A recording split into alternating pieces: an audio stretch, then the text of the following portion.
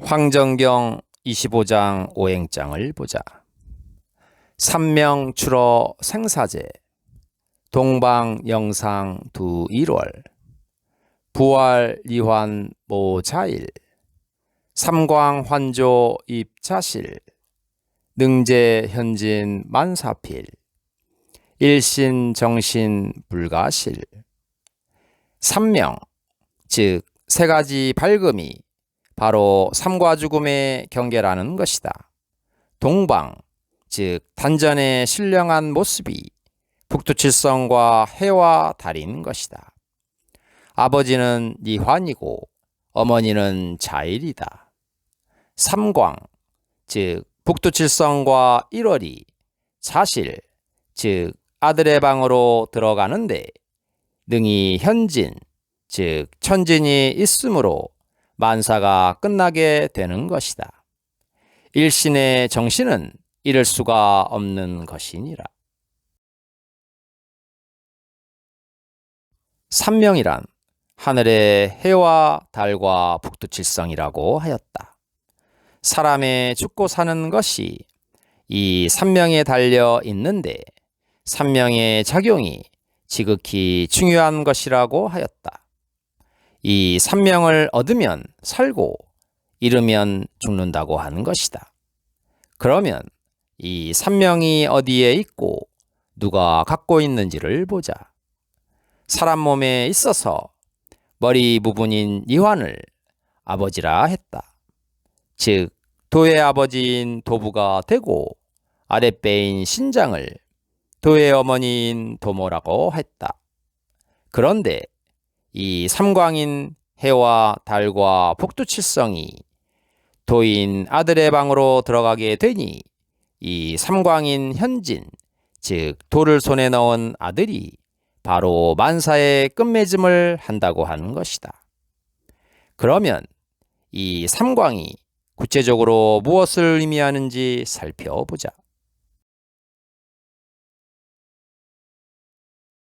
동학가사 중에 사면경세가에 1월성합 여의주는 천상지하 제일보라.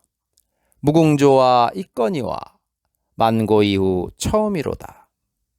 바로 삼광이란 여의주를 의미하며 천상지하, 즉 하늘과 땅에서 제일 가는 보배로 무궁조화를 이룩하는 것인데 만고 이후로 처음 있는 일이라고 하였다. 현이란 하늘 또는 도란 말이다. 하늘을 아버지로 땅을 어머니로 한 하나님의 아들이 바로 무궁조화를 일으킬 수 있는 여의주를 갖고 있는 것이다. 즉 하나님의 아들이 그 천진을 가지고 있는 것이다. 이 천진, 즉 현진이 있음으로써 만사를 종결짓게 된다고 하는 것이다. 이 만사를 종결짓는 하나님의 아들을 해월선생과 증산상제께서는 다같이 백구, 즉 갈매기라는 말로 표현한 것이다 라고 하자 옆에 있던 사람이 말하였다. 그러니까 증산상제께서 병풍에다 밝힌 만사가 황발에서 끝난다는 말은 결국 천진, 즉 황을 뜻하는 말이군요 라며 감탄에 감탄을 연발하였고 다시 명산선생의 설명은 이어지고 있었다.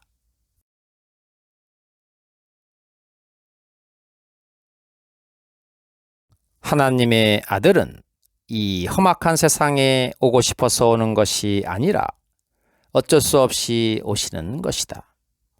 세상이 혼탁하고 어지러워져서 그대로 놓아둘 수 없는 지경에 이른다는 것이다.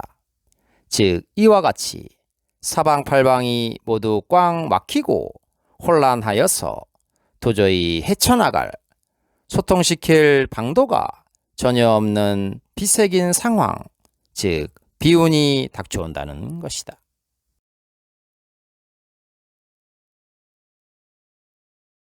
최치원 선생의 글 속에는 그러한 상황이 닥쳐올 때 하늘이 양백을 보내어 즉 동방이 우리나라에 태어나게 하여서 모든 문제를 소통시키고 해결하며 또한 이 양백이 천자의 위를 이어받게 된다고 밝혔던 것이다. 이 하나님의 아들을 해월 선생은 백구, 즉 흰 갈매기라고 표현했으며 그가 하는 일과 그의 마음 속에는 천진이 있다고 하는 것이다. 그 천진이란 바로 불사약, 불로초인 단이요, 황이요, 황금이요, 황정이요, 금이요, 북두칠성이요, 해와 달이요, 또한 도 자체라고 하는 것이다.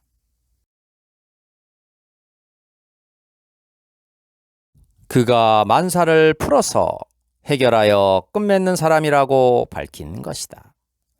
그로 말미암아 만사를 끝맺게 된다고 하는 것이다.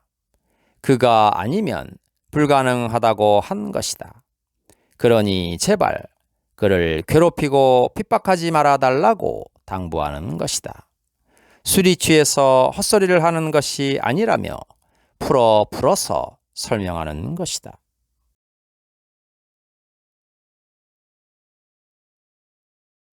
다음은 해월 선생 문집 1권 20장 100편의 시를 보자.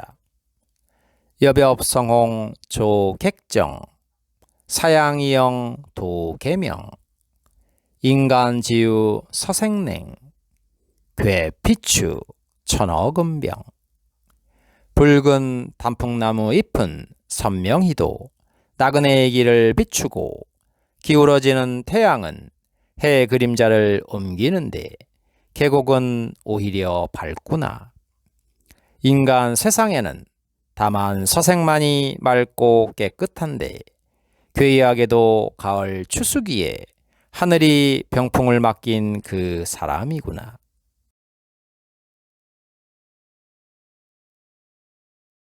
이 시는 해월 선생이 단풍나무를 읊은 시인데 이 시를 지어서 자기의 종제인 혼원에게 보여준 시이다. 이 글 속에도 여러 가지 깊은 의미가 숨겨져 있는 것이다. 즉 여러 가지 상징성이 있는 글이다. 우선 먼저 알아야 할 것이 단풍나무인 것이다. 단순히 아무데나 심어져 있는 단풍나무를 의미하는 말이 아닌 것이다. 단풍나무가 빨갛게 물이 들어 나그네가 가는 길을 밝게 비추고 있다고 하였다.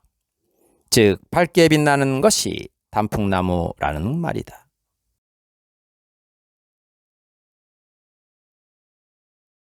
또한 해는 점점 기울어져 그림자를 더욱 길게 옮기는데 계곡은 오히려 거꾸로 밝게 비친다고 한 것이다.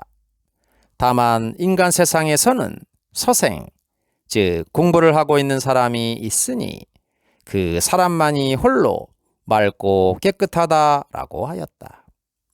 기이하게 생각할지 모르겠지만 그 서생이 가을 추수기에 하늘이 병풍을 맡긴, 즉 허락한 바로 그 사람이라고 한 것이다.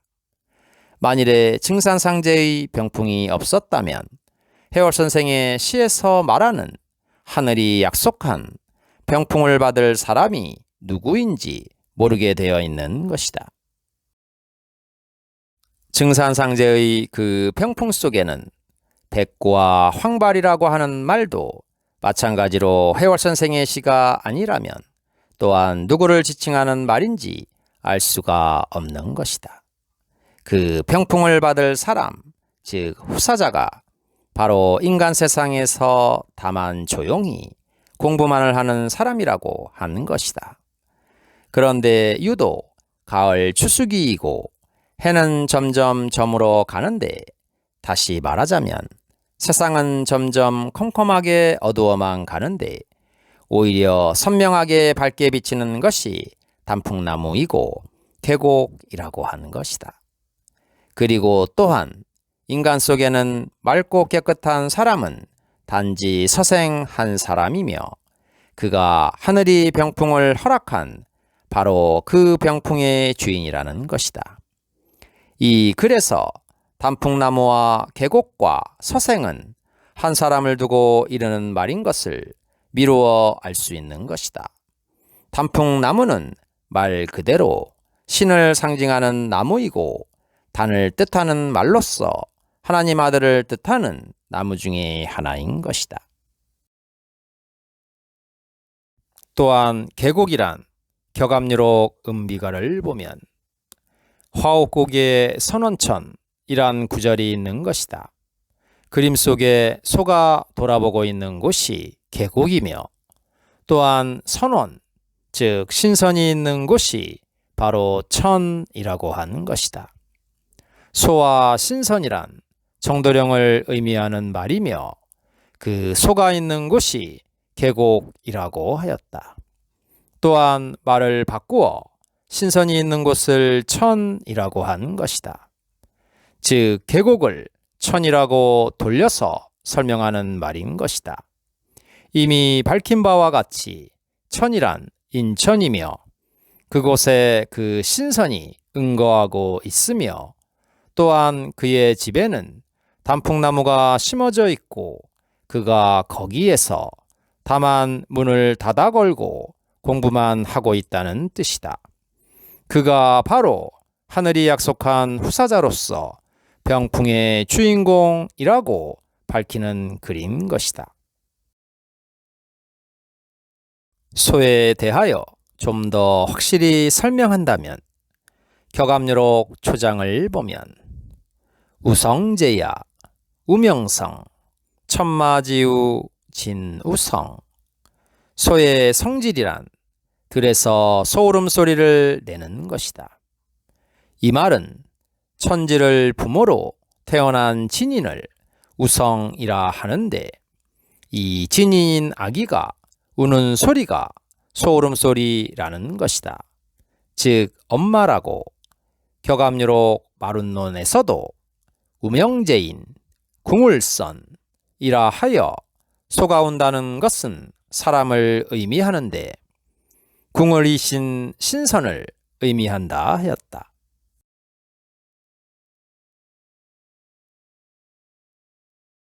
또한 격암유록 생초지락을 보면 태초지세 우성인, 우성우성 두 상제자. 태초, 즉 천지가 만들어지기 전부터 있었던, 즉 음양이 갈라지기 전부터 있었던 만물의 근원이 되시는 분이 우성인인데 그 우성이란 즉 인간의 시조로서 북두칠성이며 하나님의 아들을 의미한다고 하여 뜻을 분명히 밝힌 것이다.